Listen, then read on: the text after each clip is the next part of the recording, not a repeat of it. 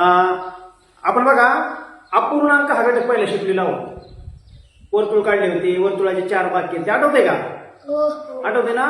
मग आज अपूर्णांकावरील सर्व संकल्पना हे एका टक्क्यात आपण बघणार आहोत. एकाच टक्क्यात एवढं केलं तर आपला अपूर्णांक हा घटक चुकणार नाही, हे लक्षात ठेवायचं. बघा आपण काय केलं, पहिल्यांदा इथे एक वर्तुळ काढलंय. काय केलंय? वर्तुळ काढलंय, त्याचे बरोबर 4 भाग केले. दुसरा वर्तुळ काढलाय, त्याचे 4 भाग केले. तिसरा वर्तुळ काढलाय, त्याचे 4 भाग केले.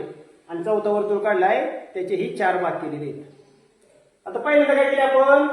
एका वर्तुळाचा एकच भाग रंगवलेला आहे.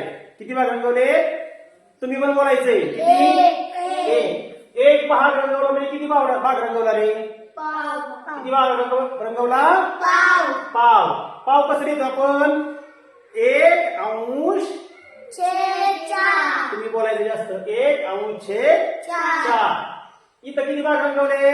2. किती पैकी? 4 पैकी. म्हणजे किती झाले ते? 2/4. त्यालाच काय म्हणतो आपण? अर्धा भाग. इथं किती पूर्ण भागाचे रंगवलेत रे? किती भाग रंगवले? 3. पहिले किती भाग होते तिथं? 4. 4 मध्ये किती रंगवले? 3. त्याला काय म्हणतो आपण? पाऊण. काय म्हणतो? पाऊण. पाऊण. वाचन कसं करतो? 3/4. आणि इथं काय पूर्ण वर्तुळ रंगवलेलं एक पूर्ण झालेलं आहे. आता आपण काय करणार आहे? इथं बघा मी संख्या लिहिली. 100, 1000, 1,00,000, पुढे 1 किलो लिहिले, 1 किलोमीटर, 1 मीटर, 1 लिटर, 1 तास आणि 1 डझन असं लिहिलेले. तर आपण काय करायचं आता? याची विभागणी करायची. कशी विभागणी करायची? पाव, अर्धा, पाऊण आणि पूर्ण. तुम्ही मला सांगायचं त्याचं उत्तर. सगळे मी रेडी? नक्की? पहिल्यांदा बघा हे किती आहे? 100. सगळ्यांना दिसत आहे? 100. आता 100चा पाव भाग किती? तुम्ही सांगायचं मला. 25. 100चा पाव भाग 25. 25. बरोबर? म्हणजे 100चा पाव भाग 25. 100चा अर्धा भाग किती? 50. 50. Very good. 100चा पाऊण भाग किती? 75. 75. आणि 100चा पूर्ण भाग किती? 100. गुड. म्हणजे हा पूर्ण भाग आला 100. ह्या 100चे आपण काय केलं? पाव, अर्धा, पाऊण आणि पूर्ण असे भाग केलेले आहेत. तुम्हाला समजलं हे? आता पुढचा कोणती संख्या कोण असते?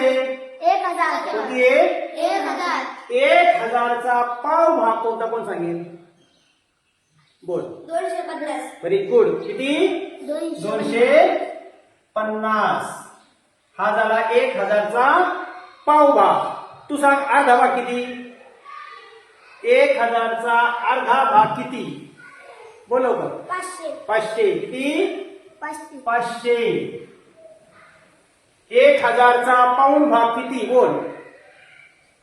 सांग लवकर. 750. Very good. किती? 750. आणि 1000चा पूर्ण भाग किती रे? 1000. 1000च. किती? 1000. बरोबर ना? आता पुढची संख्या. ही संख्या कोण वाचल? 1,00,000. किती आहे? 1,00,000. 1,00,000चा पाव भाग किती रे? 25,000. Very good. किती? 25,000. किती? 25,000. बघा 25,000. 1,00,000चा अर्धा भाग किती? 50,000. तुम्हाला 1,00,000 दिले म्हणजे अर्धे पैसे मला द्या. तुम्ही किती द्या मला? 50,000. 50,000. 1,00,000चा पाऊण भाग किती? 75,000. 75,000. आणि 1,00,000चा पूर्ण भाग किती? 1,00,000. 1,00,000. आहे लक्ष आहे. बरोबर ना? 1,00,000. हे समजलं तुम्हाला? आता पुढचं 1 किलो. दुकानात गेल्यावर सगळ्यात जास्त ज्याची गंमत होत येते ते म्हणजे किलो. दुकानदार सगळी जी माप करतो वजन ती कशात करतो रे? कशामध्ये करतो? जोरात बोलायच्या वेळेसारखं किलो मध्ये. बरोबर ना? आता मला सांगा 1 किलो म्हणजे किती ग्रॅम रे? 1 किलो म्हणजे किती ग्रॅम? नाही येत. 1 किलो म्हणजे 1000 ग्रॅम. जर तुम्हाला दुकानात दाखवलं तर तुम्हाला येईल का रे? आता तोंडात पुटपुटतोय असं, तोंडात सांगतो 1000. जोरात सांगायचं 1000. हा, 1 किलो म्हणजे किती ग्रॅम? 1000 ग्रॅम. 1000 ग्रॅमचे आपल्याला 4 भाग करायचे. पहिल्यांदा तुम्हाला सांगितलं पावशेर साखर आण. किती ग्रॅम साखर येईल रे इथं? 1000 ग्रॅमचा चौथा भाग किती होईल? 250. किती होईल? 250. 250. त्याचं एकट्याचं लक्ष तुमचं लक्ष नाही बरं का बाकीच्यांचं अजिबात. आता 1000 चा अर्धा भाग किती होईल? 500. 500. पुढे ग्रॅम शब्द वापरायचा. काय वापरायचा? 500 ग्रॅम. हे 250 ग्रॅम म्हणजे पावशेर. 500 ग्रॅम म्हणजे अर्धा किलो. आता पाऊण किलो किती होईल? 750. काय पुढं काय? 750 ग्रॅम. 750 ग्रॅम. आणि पूर्ण 1 किलो आणायला लावले किती ग्रॅम होणार रे? 1000 ग्रॅम. समजलं हे? किलोचं झालं. आता 1 किलोमीटर. 1 किलोमीटर म्हणजे किती मीटर? 100. मीटर विचारले मी. मीटर सेंटीमीटर काय चाललं आपला अजून? 1 किलो म्हणजे 1000 ग्रॅम बरोबर. 1 किलोमीटर म्हणजे किती मीटर? 250. ते नको सांगू मला. मी पूर्ण विचारलं. 250 हे पाव झालं त्याचं. पूर्ण किती होईल? हा, किती होईल? 1000 मीटर. Very good. बघा, 1 किलोमीटर म्हणजे 1000 मीटर हे उत्तर आलं. 1000 मीटरचा पाव भाग किती? 250. काय पाव बाबा. म्हणजे काय म्हणायचं त्याला? Metre. Very good. 250 metre. Metre म्हणायचं. हे महत्वाचं आहे इथं. 1 किलोमीटरचा अर्धा भाग म्हणजे किती?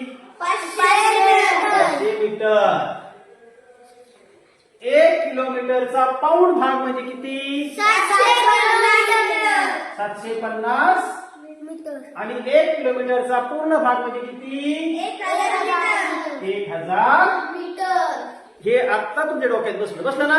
हो. ठीक आहे. आता पुढचा 1 मीटर. आता इथं मला उत्तर व्यवस्थित सांगायचं. 1 मीटर म्हणजे किती सेंटीमीटर? 1 मीटर म्हणजे 100 सेंटीमीटर. मग आता 1 मीटरचा पाव भाग किती होईल रे? 25. पुढं काय? 20 मीटर. मीटर. इथं 1 मीटर आहे आणि 25 मीटर काय होईल? 25 सेंटीमीटर. 25 सेंटीमीटर. अर्धा भाग काय होईल? 50 सेंटीमीटर. 50 सेंटीमीटर. सेंटीमीटर. पाऊण काय होईल? 50 सेंटीमीटर. आणि पूर्ण काय होईल? 1 मीटर. 1 मीटर. म्हणजे 100 सेंटीमीटर. बरोबर ना? म्हणजे 25 सेंटीमीटर, 50 सेंटीमीटर, 75 सेंटीमीटर आणि 100 सेंटीमीटर. 100 सेंटीमीटर घेतले किती होतो? 1 मीटर होतो. आता पुढचं लिटर. 1 लिटर म्हणजे किती मिलीलिटर? 1 जोरात बोल ना. 1000 मिलीलिटर. 1000 मिलीलिटर. मग 1000 मिलीलिटरचा पाव भाग म्हणजे किती? 250 250 काय? लिटर. मिलीलिटर. लिटर होत नाही, मिलीलिटर. अर्धा लिटर म्हणजे किती? 500 मिलीलिटर. बरोबर. पाऊण लिटर म्हणजे 750 मिलीलिटर. आणि 1 लिटर म्हणजे 1000 मिलीलिटर. आता आलं तासावर. सगळ्या सोपं आणि अनेक वेळा मी तुम्हाला शिकवलेलं आहे. आता मला पहिलं सांगायचं 1 तास म्हणजे किती मिनिटं? 60. बरोबर ना? मग 1 तासाचा चौथा भाग म्हणजे किती मिनिटं रे? 15 मिनिटं. किती? 15 मिनिटं. 1 तासाचा अर्धा भाग म्हणजे किती मिनिटं? 30 मिनिटं. 1 तासाचा पाऊण भाग म्हणजे किती मिनिटं? 45 मिनिटे. आणि 1 तासाचा पूर्ण भाग म्हणजे किती? 60 काय? 60 मिनिटे म्हणजे 1 तास. समजलं? आता पुढचा एक शेवटचा का? डझन. हा, आता 1 डझन म्हणजे किती केळी असतात एका डझनामध्ये? 12. एक डझन किती केळी असतात? 12 केळी असतात. मग 1 डझन म्हणजे 12. मग 12चा पाव भाग किती रे? किती? 3. 12चा अर्धा भाग किती रे? किती? जोरात बोला असेल. 6. किती? 6. मला ते 7 ऐकू आलं का 7 म्हणला काय माहिती. इथं किती? पाव 3 अर्धा 6. पाऊण किती होती रे मग? 9. आणि पूर्ण 1 डझन किती होती? 12. मला सांगा, हा जर तक्ता आपण लक्षात ठेवला तर विसरू का रे आपण? नाही. सोपा आहे का अवघड आहे? सोपा. अतिशय सोपा तक्ता आहे. प्रत्येकाने फक्त एवढं लक्षात ठेवायचं. म्हणजे पाव म्हणजे किती? 1 भाकर आहे. त्याचा पाव भाग म्हणजे किती? आपल्या भाषेत सांगा. चतकोर. किती? म्हणजे त्याचा 4 मधला समजा 4 भाग केले. त्याचा पाव भाग तुम्हाला घ्यायला सांगितलं. तुम्ही किती भाग घेताल रे? 4 भागात किती घेताल? 1. अर्धी घ्यायला लावलं किती घेताल रे? किती भाग घेताल? 2. पाऊण घ्यायला लावल्यावर 3. आणि पूर्ण घ्यायला लावल्यावर 4. किती? समजा मी तुम्हाला विचारलं, मला 1.25 भाकर खायची. किती? 1.25. मग तुम्ही 1.25 भाकर मला कशी देणार आहे सांगा? 1 आणि 1 काय देणार? अर्धी. एक पूर्ण भाकर देणार आणि पुढं वरती किती देणार? Very good. वरती किती देणार? पाव भाकर. आता मला 1.25 भाकर लागते, पण माझ्या मित्राला 1.5 भाकर खायची. किती खायची? त्याला तू कशी देणार भाकर सांग? आणि 1 अर्धी भाकर देणार. आता आम्हाला दोघांची बुक एवढी, पण एकाला मात्र 1.25-2 भाकरी खायची. किती? 1.25-2. त्याला किती देणार आहे? आणि अर्धी आणि पाऊण. पण डायरेक्ट त्याला काही शब्द नाही का? पाऊण. मग डायरेक्ट पाऊण म्हणायचं. अर्धी पाऊण कशाला म्हणायचे? डायरेक्ट किती देणार? पाऊण. आणि तू सांग आता एखाद्याला 2 भाकरी खायचे पूर्ण, तू किती देणार? 4 भागाच्या 2 देणार. म्हणजे पूर्ण किती देणार? 2 भाग. सोप्या भाषेत सांगा. 2 भाकरी पूर्ण देणार म्हणजे किती झाले? पूर्ण 2 झाले ना? झाले का नाही? म्हणजे आपल्याला आपण आता हा जो घटक शिकलेलो आहोत, अपूर्णांक, बरोबर ना? म्हणजे अपूर्णांका संदर्भातील ज्या संकल्पना आहेत, ह्या संकल्पना या घटकामध्ये आपण शिकलेलो आहोत. है का नाही? अतिशय सोप्या पद्धतीने. आणि तुम्ही काय करायचं आता? या चार्टचा थोडा अभ्यास करायचा. काय करायचा आहे? चार्टचा अभ्यास करायचा. आता काय करा? हा चार्ट तुम्ही थोडासा बघा. सगळ्यांनी निरीक्षण करा त्याचं. बघा, इथे मी चार्ट समोर दाखवतोय तुम्हाला.